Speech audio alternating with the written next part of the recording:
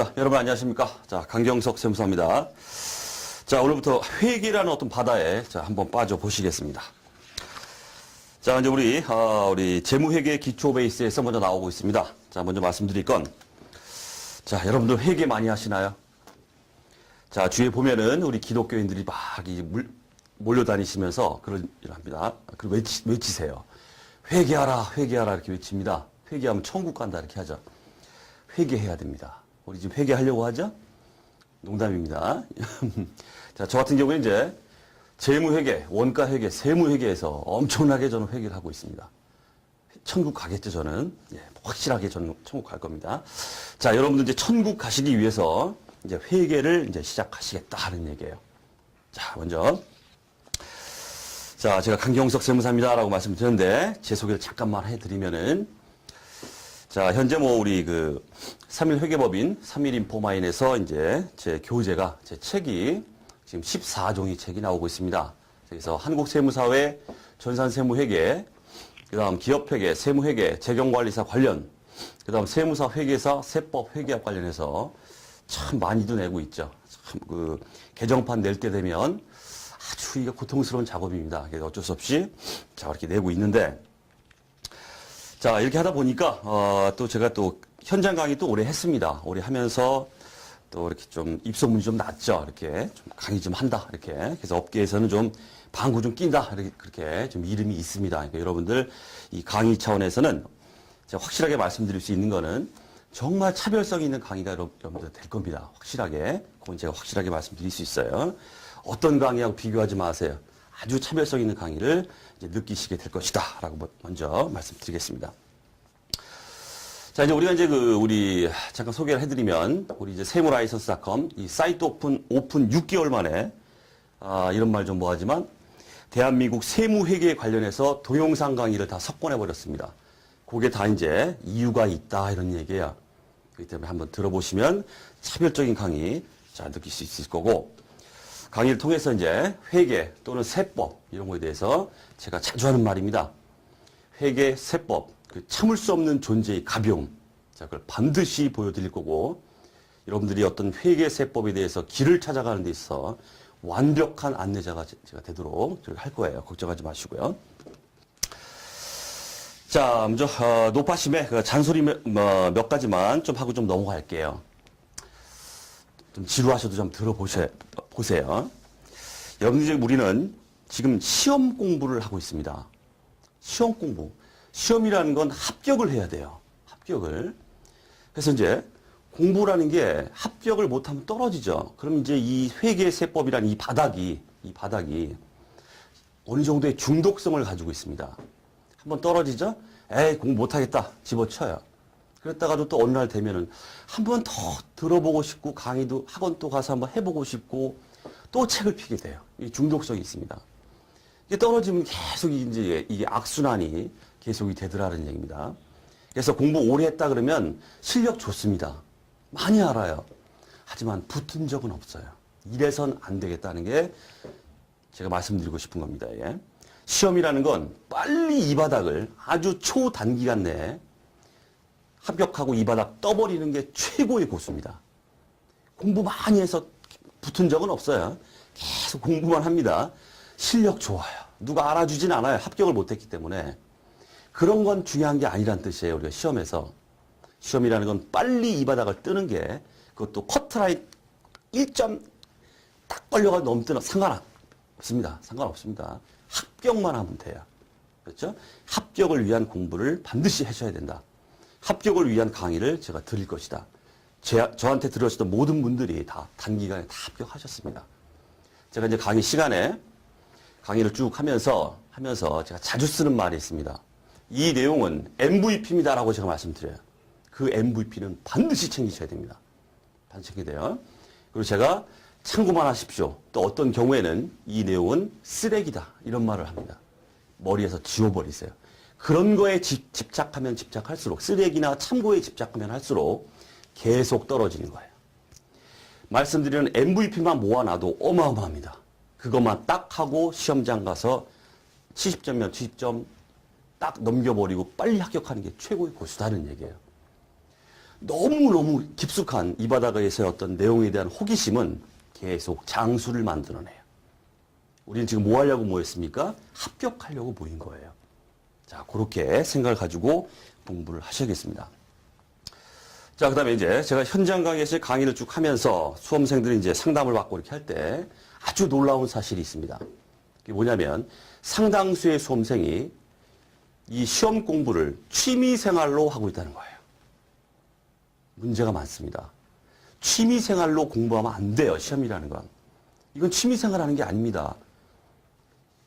이게 얼마나 투입이 많은 또 취미 생활입니까? 책 사봐야죠. 회계세법 계속 바뀝니다. 개정판, 세법 개정, 또 회계 기준이 막 K갭에서 일반 기업 회계 기준, KIFRS, 한국채택 국제회계 막 넘어가면서 책들이 막 쏟아져 나와요. 떨어지고 계속 공부하고 있습니다. 취미 생활이에요, 널널하게 이렇게. 연도 바뀌죠? 또 책 사봐야 돼. 경제적으로 돈 나갑니다, 이게. 돈 낭비예요. 그리고 쓸데없이 자기 혼자 고민스러워요. 정신적인 스트레스를 혼자 막 받아가면서 살아요. 왜 그럽니까? 그러지 마세요. 나 이거 취미 생활로 공부하겠다. 슬슬 재밌게 좀. 그냥 무의도식 하긴 좀 뭐하니까 취미 생활로 뭐 하겠다면 빨리 집어치세요. 입에 딱 뜨세요. 그게 아주 속 편합니다. 딴 데 가서 이 정력이면 어마어마한 일을 할 수 있어요. 그래서 취미 생활 하겠다 이런 생각을 가지고 시험 공부에 임하시면 절대 안 됩니다. 절대 안 돼요. 그런 분들이 너무 많아요. 제가 보니까. 현장에서 상담을 해보니까. 자, 그럼 또 하나. 여러분들이 아무것도 아니지만 시험이라는 건 내가 저걸 따고 싶다라는 어떤 간절한 마음이 있어야 된다. 이런 걸 좀 말씀드리고 싶습니다. 공부라는 건 간절해야 돼요. 간절해야 됩니다. 간절하면 사람이 제가 자주 하는 말이지만 그냥 간절해. 나 그냥 간절해. 따고 싶어. 이렇게 되면 안 돼요. 제가 자주 하는 말이 간절함에 백승은 돼야 된다. 이런 말이에요. 아주 작지만 크든 작든 이걸 떠나서 내가 몸을 담고 뭔가 취득을 하겠다 이런 느낌을 가지신다면 간절함에 백승 정도는 돼야 됩니다. 아주 간절해야 돼요. 저걸 따고 싶다는 생각. 그렇게 돼야 됩니다. 그렇게 간절해야 여러분들이 시험에 임하는 자세 자체가 틀어집니다. 자세 자체가. 자, 그런 마음을 좀 가지셔야 되겠고. 자, 마지막으로 한 가지만 이제 노파심에 잔소리만 드리려고 하는 게 뭐냐면 바로 자신감입니다. 자신감. 뭔가 공부를 시작하고 이렇게 했을 때 정말 내 가진 미천이 아무것도 없어요. 저는 차변 대변도 몰라요. 아무것도 몰라요. 들어도 이해가 안 갑니다. 전 바보예요. 이런 식으로 생각하면 절대 안 됩니다. 공부를 시작할 때 내가 정말 든 게 아무것도 없고 노브레인이다 하더라도 하나하나 습득을 하면서 난 반드시 된다. 저 시험에서 지금 단 한 명을 뽑아도 그게 나다라는 자신감을 가지고 하셔야 돼요. 홍백랑하긴 하겠지만은 일단 자신감이 있어야 된다. 난 된다라는 게 있으면은 역시 자세가 또 달라집니다. 이게 시험에 있어서 한 50점 딱 먹고 들어가는 거예요. 이게 벌써 자신감이 있으면은. 자, 그런 얘기를 자 먼저 말씀드리겠습니다. 자, 그다음 우리 강의를 진행함에 있어서 이제 전제 조건이 뭐냐면, 자, 여러분들은 층이 너무너무 다양합니다. 한번 일독을 해본 사람도 있고, 한번 맛을 들여본 사람도 있고, 전혀 모르는 상태에서 듣는 분도 있고, 정말 고급스러운 걸 좀 언제 나오나 기다리고 있는 사람들도 있고, 층이 다양해요. 하지만 우리 강의는 여러분들은 생초짜다 이렇게 가정하고 강의를 드릴 겁니다. 전 아무것도 몰라요 라고 이렇게 앉아있다라는 생각으로 그런 마음으로 제가 강의를 드린다. 전제 조건을. 그래서 실력이 좀 있다 이러신 분들은 좀 지루하실 수도 있어요. 하지만 뒤에 짝짝짝짝 가다 보면 그런 분들도 제가 분명히 말씀드릴 수 있는데 어려운 부분이 나와요. 이 바닥이 원래 그래요. 쉽게 시작해서 사람을 미치게 만드는 게 이 바닥입니다. 어쨌든 기초 단계에서 시작할 때는 완전 초짜다라는 가정하에 강의를 드릴 것이고 점점점 난도가 올라감에 따라서 그 내용에 대해서는 아주 일반적인 얘기들이죠. 일반적으로 포괄적으로 얘기를 해드릴 거예요. 그러면서 여러분들을 끌고 갈 겁니다. 제가. 자, 그렇게 보시면 되겠고요. 자, 이제 본격적으로 우리 이제 재무회계 기초 베이스. 참, 우리 야부리 문제. 우리 시험에 나왔다 그러면 야부리 문제. 썰 푸는 문제예요, 이게. 그래서 틀린 거 골라내고 옳은 거 골라내고 이런 것들인데 이게 또 종종 나온다 이거 이게. 그렇기 때문에 가벼운 마음으로 저랑 함께 이제 이렇게 보시면 되는데 물론 이제 보시다가 제가 요건 MVP입니다라는 몇 개 있습니다. 이걸 말씀드릴 거기 때문에 자, 그거는 반드시 챙기시고 그렇게 보시면 되겠습니다. 자, 먼저 이제 회계의 정의다, 뭐 이렇게 나오는데, 자, 먼저 회계 시작할 때 항상 이런 얘기 나오죠. 회계가 뭐냐? 이런 얘기 나오잖아요. 자, 회계에 대해 아무것도 모르는 게 없다라는 가정하에서, 자, 이렇게 한번 말씀드려보죠. 자, 회계 관련해서는 회계의 그 이해관계자라는 인간들이 이게 존재합니다. 이해관계자를 우리가 정보 이용자다 이렇게 말해요. 자, 그러면 자, 이런 이해관계자, 정보 이용자인데 회계라는 어떤 정보를 이용하는 사람입니다. 이해관계자, 거기에 관심이 있다 이런 얘기예요. 이런 인간들이 누구누구 있느냐? 제일 먼저 이제 종업원 이렇게 나와요. 종업원. 그 다음에 주주, 뭐 투자자 이렇게 해보죠. 투자자. 회사에 주식 사는 사람 주주입니다.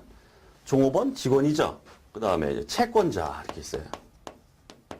채권자, 돈 빌려준 놈. 통상적으로 은행이 빌려주죠. 그 다음에 이걸 끌고 가고 있는 우리의 이제 CEO, 경영자가 이렇게 있습니다. 이런 사람들을 우리가 회계 이해관계자, 정보 이용자다 이렇게 말합니다. 정보를 이용한다. 회계에 대해서 관심이 많다. 그런 인간들이다. 이런 얘기예요. 자, 이런 사람들은 왜 회계에 관심을 가질까요? 자, 종업원 차원에서 한번 보겠습니다. 자, 종업원은 왜 회계라는 거에 관심을 가질까요? 바로 급여 인상과 관련돼 있어요. 자, 우리 교재는 없지만은 배경 설명을 좀 해드리기 위해서 정확하게 좀 설명을 해드린 겁니다. 급여 인상과 관련이 있습니다. 왜 그럴까요? 왜 종업원은 자기 회사에 이런 회계, 재무제표라고 하죠. 우리가 재무상태표, 손익계산서 해가지고 재무제표가 딱인데 그런 것들에 왜 관심이 많을까? 종업원은 바로 자기의 급여 인상과 관련되어 있습니다. 내가 만약에 요렇게 당기순이익이 나온 요런 회사, 요 정도 회사에 내가 급여 인상 10%를 딱 제시를 했을 때 이놈의 회사가 나한테 급여 인상을 해줄까 말까? 그거에 대한 의사결정을 종업원이 스스로 한다는 뜻이에요. 그 다음에 야, 한번 다른 데로 옮겨볼까? 이직 문제입니다. 이직. 이 회사 영 아닌 것 같아. 당기순이익도 꼬라지가 아주 안 좋고 막 결손나고 다른 회사가 갈까? 그렇기 때문에 회계에 대해서 관심을 갖겠죠. 자, 그런 게 있더라는 얘기죠. 그 다음 주주 입장에서는 뭐 주주는 여러분들 다 아시죠? 뭐 주식 투자 하시는 분들도 있을 거고. 회사에 주식을 샀습니다. 그럼 주식을 사면은 대표적인 수익원이 뭐가 될까요? 주식은 바로 배당이에요. 배당. 자, 이 정도의 당기 수익이나 이런 것들이 나는 회사가 나한테 얼마만큼의 몫을 나한테 챙겨줄 수 있을까? 그렇기 때문에 그 재무제표를 관심 갖고 본다 이런 뜻이에요. 회계에 관심이 있다. 그 다음에 주식을 샀으니까 가능한 주가가 상승하면 좋겠죠. 그래야 떼돈 벌잖아요. 주가 상승 여부에 대한 예측을 재무제표, 회계라는 정보를 통해서 그걸 갖다가 이해를 하더라 이런 얘기예요. 그죠? 그래서 관심이 있다 이런 얘기죠. 자, 그 다음 채권자, 은행이다 이렇게 한번 해보겠습니다. 얘는 왜 그럴까요? 바로 자금 대여문제입니다. 자, 이 회사한테 재무제표를 딱 보니까 당기순이익이 얼마, 자산이 얼마, 그렇게 나와 있어요. 자, 이런 회사한테 내가 자금을 갖다가 돈을 꿔달라고 하는데 줄까 말까 의사결정을 하기 위해서는 뭐겠어요? 회사의 재무제표에 관심이 있다는 뜻이에요. 그렇죠? 그 다음에 이미 꿔줬어요. 꿔줬습니다. 근데 이놈의 회사가 나한테 내가 돌려받을 수 있을까? 이런 거에 대한 관심이 있다. 이런 얘기예요. 그 회사의 상환 능력에 대한 평가를 갖다가 회계라는 정보를 통해서 채권자는 예측을 하더라는 얘기예요. 그래서 관심이 있다. 이런 얘기입니다. 됐죠? 그 다음에 경영자도 우리가 정보 이용자다 이렇게 말하는데 경영자는 왜 그럴까요? 왜 관심이 있을까요? 회계에? 바로 기업 성장에 대한 예측입니다.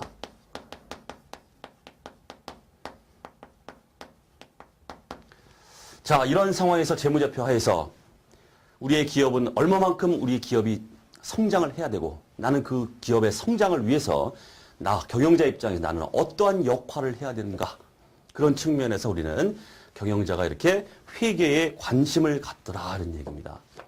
자, 따라서 자, 이런 이해관계자, 정보 이용자들이 있죠. 이러다 보니까 그럼 회계가 뭡니까? 자, 그럼 회계가 뭡니까? 다 나왔다 이런 얘기예요. 다 나왔다 이런 얘기예요. 자, 첫째 회계가 뭔가 이거에 대해서 이렇게 회계에 대해서 관심이 많은 이런 인간들이 이렇게 존재한단 말이에요. 정보 이용자들이. 하기 때문에 첫 번째 정보 이용자, 이해관계자, 정보 이용자에게 정보 이용자가 어떻게 어떤 합리적인 어떤 의사결정을 하는데 다 의사결정과 관련돼 있죠. 의사결정을 하는 데 있어서 재무정보, 우리가 이제 회계정보, 재무정보를 식별하고 측정해서 바로 그런 인간들한테, 이해관계자한테 전달하는 과정이다. 이게 바로 회계다. 이런 얘기예요. 이런 결론에 도달한다. 이런 얘기입니다. 됐죠? 자, 우리 교재, 회계 정의 나오고 있습니다. 회계 정보 이용자가 합리적인 판단이나 의사결정을 할 수 있도록 기업 실체에 관한 유용한 경제적 정보를 식별 측정해서 전달하는 과정이다. 이렇게 돼 있죠. 자, 요걸 말씀드리려고 장황하게 배경 설명을 좀 드렸습니다. 중요한 건 없습니다. 자, 그 다음 회계정보 이용자가 나오고 있죠. 말씀드렸던 뭐 경영자, 투자자, 그 주주, 그 다음 채권자, 뭐 은행, 그 다음 종업원, 그 외에도 정부, 고객, 일반 대중 많습니다. 많습니다. 자, 그렇게 보시면 되고. 자, 그 다음 회계의 사회적 기능이다 나오고 있습니다. 자, 여기서 볼 게 없고 회계의 사회적 기능과 관련해서 자, 우리 시험에 몇 군데에서 나온 적이 있기 때문에 제가 편제를 했습니다. 잘 나오진 않습니다. 솔직히 말하면 참고사항인데 나온 적이 있어요. 그래서 네, 제가 넣어놨고 여러분들은 봐야 될 게 뭐냐면 그냥 문구 세 가지. 회계가 사회적으로 어떤 기능 역할을 하는가. 첫 번째, 경제적 자원의 효율적 배분이다. 자, 우리 이제 경제학 쪽에 가시면 자원의 효율적 배분이란 말이 아주 굉장히 많이 나옵니다. 경제학에서. 그러니까 뭔가 잘 돌아간다 이 얘기는 결국 효율적으로 배분되고 있다 이렇게 말해요. 결국 이런 회계가 일련의 이런 과정이죠. 이런 과정들을 통해서 각자가 자기 몫을 막 역할을 막 해나가요. 경영자는 경영자대로 굴러간다는 뜻입니다. 회계가 이러한 경제적 자원의 효율적 배분 역할을 하더라. 참고로 읽어만 보겠습니다. 자, 회계 정보를 이용하여 투자자는 생산성이 높은 기업에 투자할 것이고, 그죠? 그 다음 채권자들도 생산성이 높은 기업에 자금을 대여할 것이므로 회계는 마구마구 서로서로 얽혀서 잘 돌아간다. 이런 얘기예요. 한마디로 말하면. 경제적 자원이 효율적으로 배분돼 기여한다.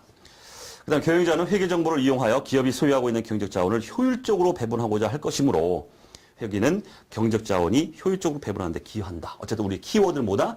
경제적 자원의 효율적 배분, 가장 중요한 회계의 사회적 기능입니다. 회계 이론적 얘기이기 때문에 뜬구름 잡는 얘기예요. 어쩔 수 없습니다. 가볍게 보시면 돼요. 그 다음 두 번째 문구, 수탁 책임 보호다 이렇게 나오고 있습니다. 그러니까 경영자가 투자자죠? 주주나 채권자로부터 돈을 끌어모아요. 이걸 갖다가 막 운용해서 당기 순이익을 많이 올려야겠죠? 그걸 갖다가 우리가 수탁 책임이다 이렇게 말합니다. 책임을 받았다. 그거에 대해서 보여달라 이런 얘기죠. 이게 바로 회계의 사회적 기능이다. 그 다음 사회적 통제, 통제라는 말. 회계가 통제의 역할도 하더라. 이게 문구 정도 세 가지. 자, 이렇게 보시면 되겠습니다. 참고적으로. 자, 그 다음 재무보고의 목적. 요거는 상당히 많이 언급됩니다. 언급되는 게 다른 게 아니라 제가 이제 제 교재는 항상 시험에 많이 언급되고 틀리기 쉬운 것들은 다 주의 다 이렇게 해놨어요. 그 주의는 좀 유심히 보셔야 됩니다. 자, 첫 번째, 투자 및 신용 의사결정에 유용한 정보를 제공한다. 자, 이제 여러분들은 이제 기본적으로, 종전 대차대조표, 재무상태표는 다 아시고 계실 겁니다. 재무상태표 보면 차변 자산, 대변 부채와 자본, 이렇게 돼 있죠. 자산이 뭐예요, 자산이? 바로 투자와 관련된 거예요, 투자. 뭔가 투자해서 뭔가를 샀다 그러면 자산이 유입되잖아요. 토지가 들어오고, 건물이 들어오고, 이런 것들이죠. 그래서 우리가 통상적으로는 재무상태표에 차변을 우리가 투자와 관련됐다 이렇게 말하고 대변은 부채나 자본이죠. 이거를 우리가 재무활동이다 이렇게 말해요. 재무활동. 자, 그래서 투자 및 신용의사결정, 즉 대차 재무상태표 차변을 통해서 그러한 정보를 제공하더라 하는 얘기죠. 그 다음 미래 현금 흐름 예측에 유용한 정보를 제공한다. 요거 주의해 주십시오. 요게 나왔다 하면 요게 나와요. 과거 현금 흐름 제공이다 이렇게 나옵니다. 틀려요. 과거의 현금 흐름도 제공할 수 있어요. 물론 재무제표는. 왜 그렇습니까? 재무제표는 이미 과거에 일어난 일들을 갖다가 뒤치다꺼리 하는 거예요. 딱 결산이 현재 와가지고 뒤치다꺼리 하는 거죠. 그렇기 때문에 과거 정보가 다 포함됩니다. 그래서 과거 현금 흐름 제공돼요. 하지만 뭐다? 재무보고의 목적 자체는 아니란 뜻이에요. 재무보고의 목적 자체는 바로 미래 현금 흐름 예측과 관련돼 있다는 얘기예요. 이러한 걸 봤을 때 재무보고가 이렇게 들어왔습니다. 그걸 보고서 미래에 현금 유입이 얼마나 있겠구나. 외상매출금 이렇게 있는 거 보니까 얼마가 들어오겠구나. 뭐 이런 것들이죠. 미래 현금 흐름 예측에 유용한 정보 제공이 바로 목적이지 과거 현금 흐름하고는 관계없다. 이게 또 종종 나옵니다. 이것도 챙기시고. 자, 그다음 재무 상태, 우리 재무 상태표를 통해서, 그다음 경영 성과 뭡니까? 손익계산서를 통해서, 그다음 현금 흐름, 현금 흐름표를 통해서, 자본 변동, 자본 변동표라는 재무제표를 통해서 이렇게 정보가 제공된다 이런 얘기예요. 자, 참고로 말씀드리면 한국채택국제회계기준 또 일반기업 회계기준 모두 똑같아요. 이익잉여금 처분계산서는 재무제표로 보고 있지 않습니다. 뒤에서도 말씀드릴 거예요. 자, 그 다음에 경영자의 수탁책임 평가에 유용한 정보의 제공이다. 이렇게 돼 있고, 거기 주위에 또 보시면 재무보고의 한계점이 또 나오고 있습니다. 자, 미래의 수익성 가치에 대한 정보를 제공하는 데는 한계가 있다. 이렇게 나오고 있어요. 그냥 문구만 알아두세요. 미래 현금 흐름 예측이라는 건 뭐겠습니까? 위에 나왔던 유입 정보죠. 현금 흐름이 들어올 것이다. 근데 이런 미래 수익성 가치라는 건 뭘까요? 그 미래 현금 흐름의 질적인 면을 따지는 거예요. 질적인 면. 우리가 양적인 재무제표는 양적인 정보를 포함한다고 하지 그 정보를 보면서 질적인 건 따질 수 없다 이렇게 말합니다. 그게 무슨 얘기냐면 정보를 보면서 양적으로 100만 원, 200만 원이구나, 300만 원이구나 이렇게 챙기는 거지. 정보가 재무제표, 재무상태표에 딱 들어오면서 이거 외상매출을 악성, 아주 불량 뭐 이런 식으로 판단할 수 있는 이게 아니란 뜻이에요. 질적인 거, 좋은 거래처, 나쁜 거래처, 좋고 나쁨 이런 게 표시되는 게 아니기 때문에 어떤 수익성 가치 이런 거에 대해서는 판단하는 데 좀 문제가 있다. 자, 이렇게 문구 정도 보시면 되겠습니다. 자, 그다음 이번 시간의 하이라이트 바로 회계 공준입니다. MVP. 제가 MVP라고 말씀드리는 건 싸그리 챙기셔야 됩니다. MVP. 자, 회계 공준 또는 이제 우리 회계의 기본 가정이다 이렇게 말해요. 요 세 개는 우리가 회계를 하면서 기본적으로 가정치를 딱 세 개를 두고 출발하겠다 이런 얘기예요. 그러니까 회계 이론적으로나 우리 수업 목적상으로나 아주 중요합니다. 또 세 가지죠. 기업 실체의 공준, 계속기업의 공준, 회계 기간의 공준 해서 세 가지잖아요. 사지선다 내기 좋잖아요, 이게. 하나 싹 들어가는 게 뭘까요? 화폐 가치의 공준 이렇게 나옵니다. 화폐 가치. 회계는 화폐로 표시해야 된다 뭐 이런 것들인데 요거는 빠져 있습니다. 그래서 네 개를 묶어서 화폐 가치의 공준이 아닌 걸로 해서 아주 빈출이다 이렇게 보시면 돼요. 자, 좀 깊숙이 한번 좀 검토를 좀 해보죠. 자, 기업 실체를 둘러싼 회계 환경 또 실무로부터 도출해낸 회계 이론 전개의 기초가 되는 사실들을 의미한다 이렇게 나오고 있습니다. 어쨌든 환경이나 어떤 실무에서 막 잡다한 일이 일어나고 있죠. 이런 것들을 갖다 딱 봤을 때 여기서부터 요게 기본 가정이 되겠구나 하고 끌어냈다. 도출해냈다. 그게 세 가지가 나오고 있다는 얘기예요. 자, 첫 번째, 기업 실체의 공준 중요합니다.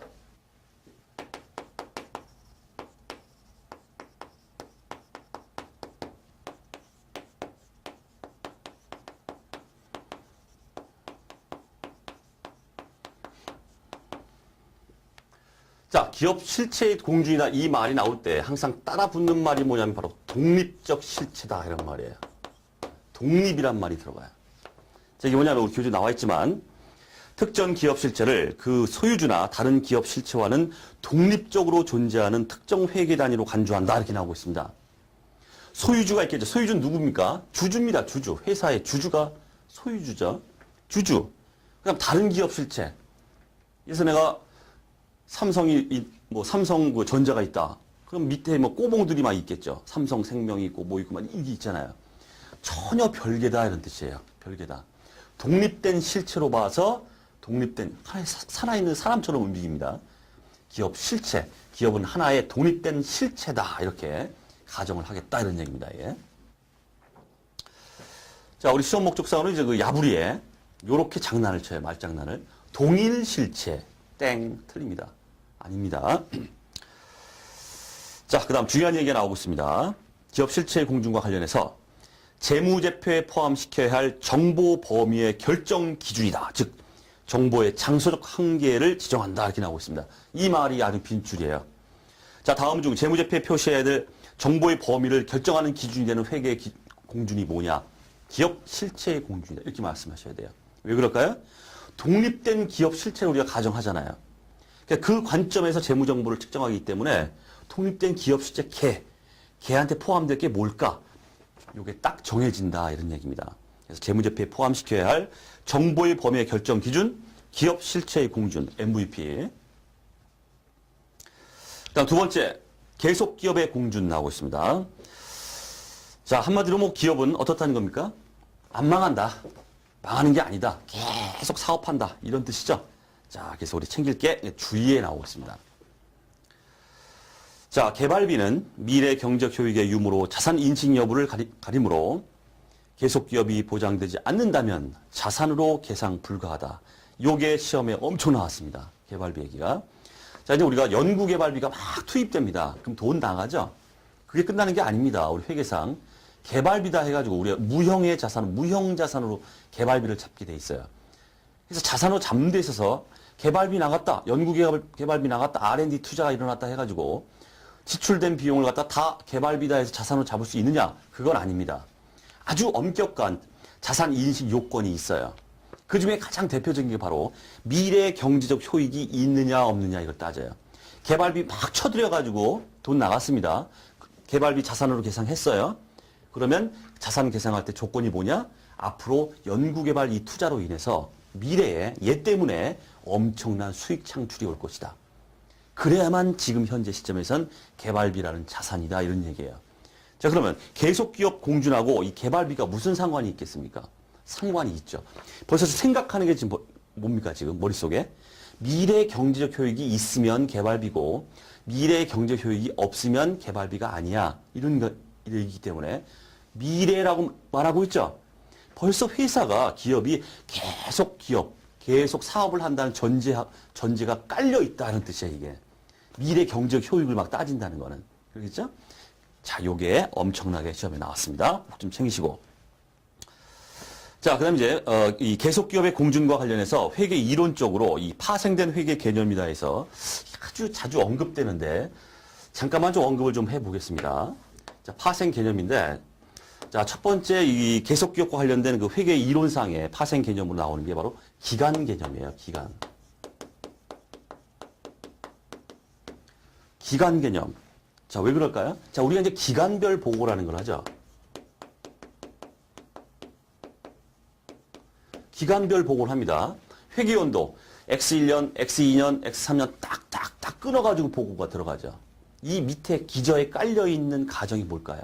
회사는 계속 X1년, X2년, X3년 계속 사업을 계속한다. 이런 가정이 깔려있다는 뜻이에요. 그래서 파생된 개념으로 우리가 기간 개념이라는 게 이제 나옵니다. 자, 그럼 시험에는 많이 나오는 게 바로 이 역사적 원가입니다.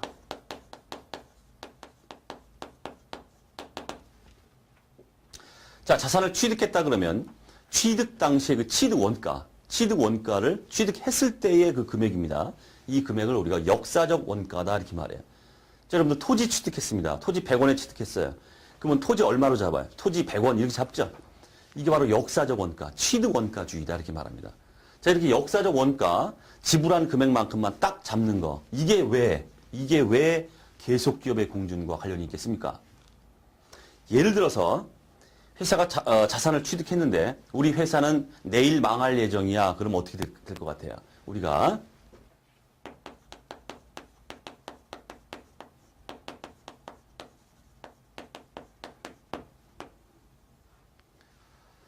내일 망할 예정이다 그러면 내일 망하는 시점에서 가격이 얼마가 될까? 그걸로 계상하더라 이런 얘기예요. 그렇기 때문에 이런 역사적 원가의 기저에 깔려있는 가정이 뭐냐면 회사는 계속 앞으로 사업을 계속 해나간다라는 가정을 깔고 있기 때문에 역사적 원가로 쓰는 거지. 내일 망할 거야 그러면 청산가치로 계상하더라 이런 얘기예요. 자, 그래서 이 역사적 원가 이론적 근거가 뭐냐 이렇게 말할 때 계속 기업에 공중이다. 이렇게 말씀하셔야 됩니다.